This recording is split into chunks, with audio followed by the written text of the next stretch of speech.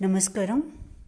मैं डॉक्टर रेखा वर्मा, राजकीय बंगाल महाविद्यालय डीडवाना से। मेरा विषय चल रहा है बीए प्रथम वर्ष में हिंदी साहित्य का प्रथम प्रश्न पत्र है।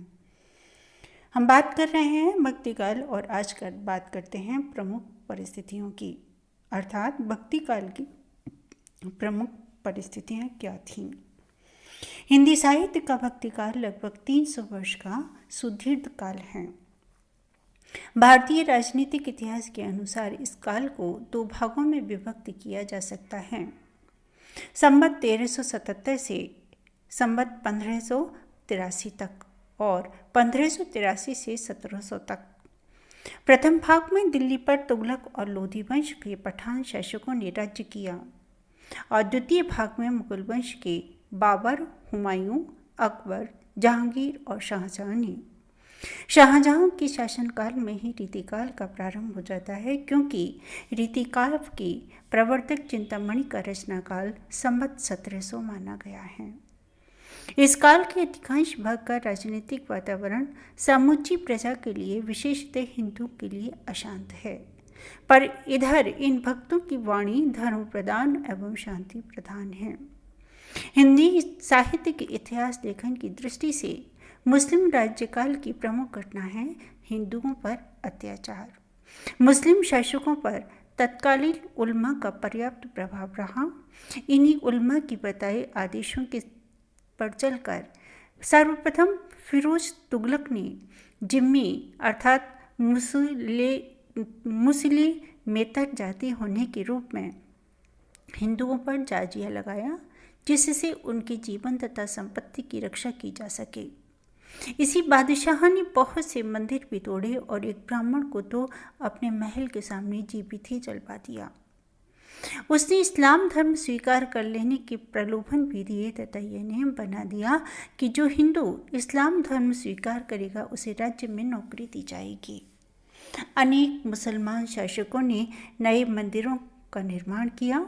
सिकंदर लोधी ने मथुरा के मंदिरों को नष्ट करके उनकी स्थान पर सराय और मस्जिदें बनाने की आज्ञा दी। उनके अत्याचारों को लक्ष्य में रखकर गुरु नानक का उन्हें कोसना इतिहास प्रसिद्ध तथ्य है। मुसलमानों की हिंदुओं के प्रति द्वेष एवं वैर की भावना बहुत प्रबल थी, पर मुसलमानों में परस्पर भावना कम न थी। धर्म के आधार पर सुन्नी और शिया मुसलमानों में तो झगड़ा रहता ही था, साथ ही विदेशीयता के आधार पर भी द्वेष की आग सुलगती रहती थी।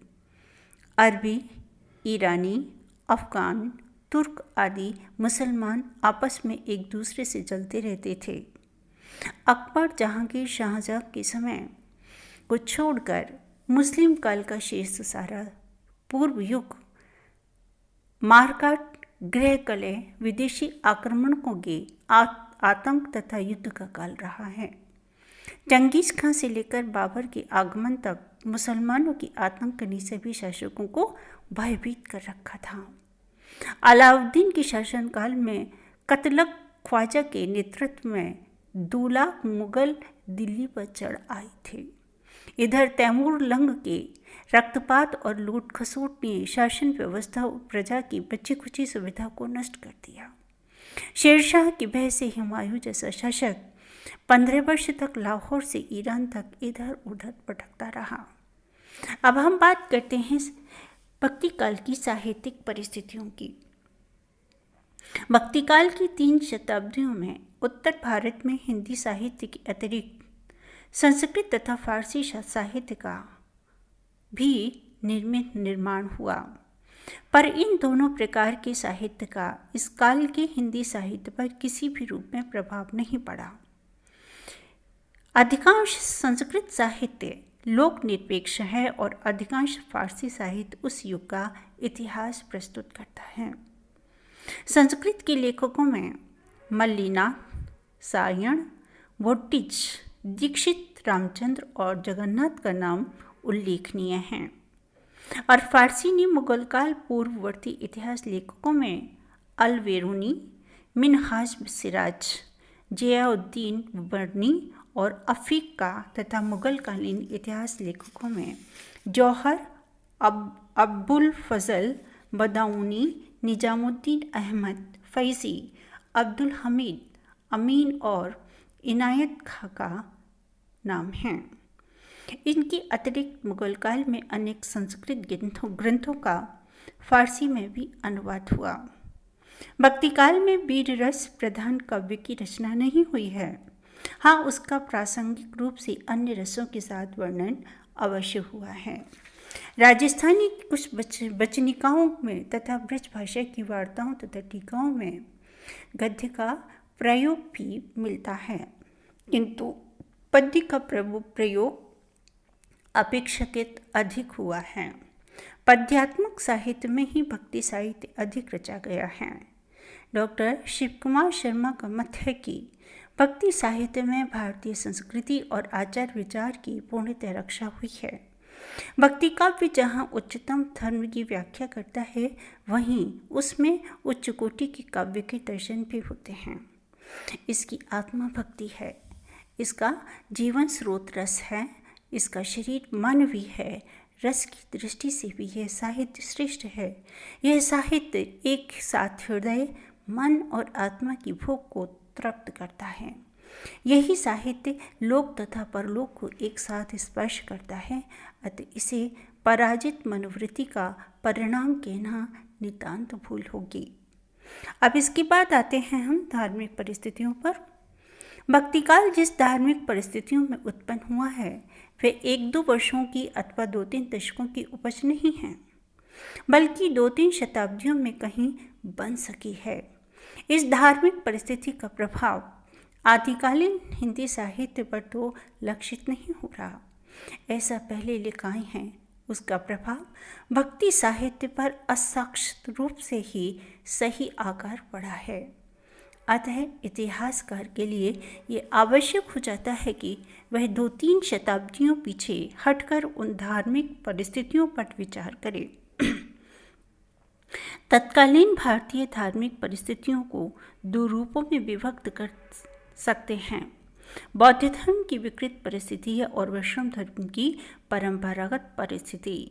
इनके अतिरिक्त एक तीसरी विदेशीय धार्मिक परिस्थिति ने भी भारत में स्थान बनाया, जिसे हम सूफी धर्म कहते हैं। महात्मा बुद्ध के महानिर्वाण के पश्चात बौद्ध धर्म 2 संप्रदायों में विभक्त हो गया: हीनयान और महायान। हीनयान में सिद्धांत पक्ष की दार्शनिक जटिलता थी, अतः कम लोगों की आस्था उस पर टिक सकी। महायान में सिद्धांत के स्थान पर व्यवहार पक्ष की प्रधानता थी। उसमें आचार संबंधी पवित्रता को ही निर्वाण का साधन माना गया और उसमें सभी वर्गों के लोगों को सम्मिलित होने की आज्ञा मिली। हीनयान अधिक कट्टरता के कारण संकुचित होता चला गया और महायान अधिक उदारता के कारण विकृत। इसके साथ वाम मार्ग भी चल रहा था, जिसमें स्त्रियों को वश में करने के लिए नाना प्रकार के जंत्र मंत्र, अभिचार आदि का प्रयोग किया जाता था। मंत्रयान में वाम मार्ग की मध्य मास मुद्रा आदि अनेक मुद्राओं को अपना लिया। उसके महासुखवाद के स्थान पर मुद्रा साधनों ने ले लिया। इसके लिए उस बद्धता जैसे गर्हित उपचारों का प्रयोग किया गया और नारी के प्रति वासनात्मक संबंध को साधनों का आवश्यक अंग समझ लिया गया। मंत्रयान से वज्रयान निकला और उसमें 84 सिद्ध दीक्षित हुए। सिद्धों ने जंत्र मंत्र शैली को अपनाते हुए भी उसमें क्रांतिमूलक परिवर्तन किए। अब आता है सांस्कृतिक परिस्थिति। भक्तिकाल के प्रेरक बिंदुओं में तत्कालीन सांस्कृतिक वातावरण भी पर्याप्त महत्व रखता है। भारतीय संस्कृति में यदि कोई सबसे बड़ी विशेषता मिलती है तो वह समन्वय की भावना है। पुराणों में इस समन्वयात्मकता की प्रवृत्ति को पुनर्जागृत किया गया है। उनमें पूजा, उपासना और कर्मकांड के अंतर्गत दार्शनिकता मिलती है। मूर्ति पूजा, तीर्थ यात्रा, धर्मशास्त्रों का सम्मान, कर्मफल में विश्वास, अवतारवाद तथा गौ और ब्राह्मण की पूजा पुराण धर्म की उल्लेखनीय विशेषताएं रही हैं।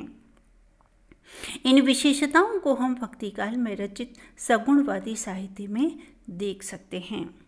वादरायण द्वारा रचित ब्रह्मसूत्र एक ऐसा ग्रंथ है जिसमें अनेक उपनिषदों में फैले हुए विभिन्न मतों के मध्य समन्वय करने का प्रयास किया गया है। शंकर का भाष्य ऐसा ही ग्रंथ है जो भक्ति काल के सभी संप्रदायों और मतों के लिए प्रेरणा स्रोत रहा है। तत्कालीन वातावरण में योग का प्रभाव पर्याप्त मात्रा में है।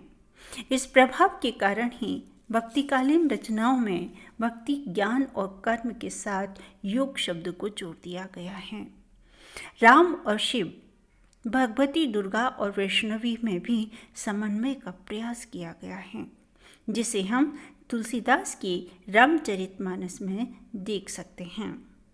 डॉक्टर शिव कुमार शर्मा ने लिखा है कि समन्वयात्मकता की उक्त प्रवृत्ति धर्म की समान मूर्ति एवं वास्तुकलाओं में भी देखी जा सकती है। एलोरा के समीप कैलाश मंदिर में शिव की मूर्ति के सिर के ऊपर बोधि वृक्ष स्थित है। चंबा नरेश अजयपाल के शासनकाल में उत्कीर्ण वरुण, ब्रह्मा और शिव के साथ बुद्ध भी हैं।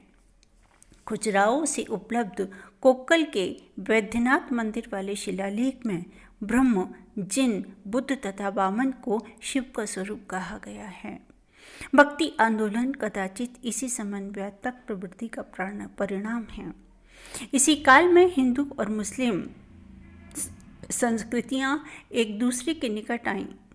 संगीत, चित्र तथा भवन निर्माण कलाओं में दोनों संस्कृतियों के उपकरणों में समन्वय आरंभ हो गया। दोनों जातियों के साहित्य व शैलियाँ यत्किंचित रूप में एक दूसरे को प्रभावित करने लगी। ताजमहल और लाल किला भारतीय तथा ईरानी वास्तुकलाओं के सम्मिश्रण के उत्तम निदर्शन हैं। नायक नायिकाओं के नयनाभिराम चित्रों तथा विविध कलमों के रूप में दोनों जातियों की चित्रकलाओं का समागम दर्शनीय है।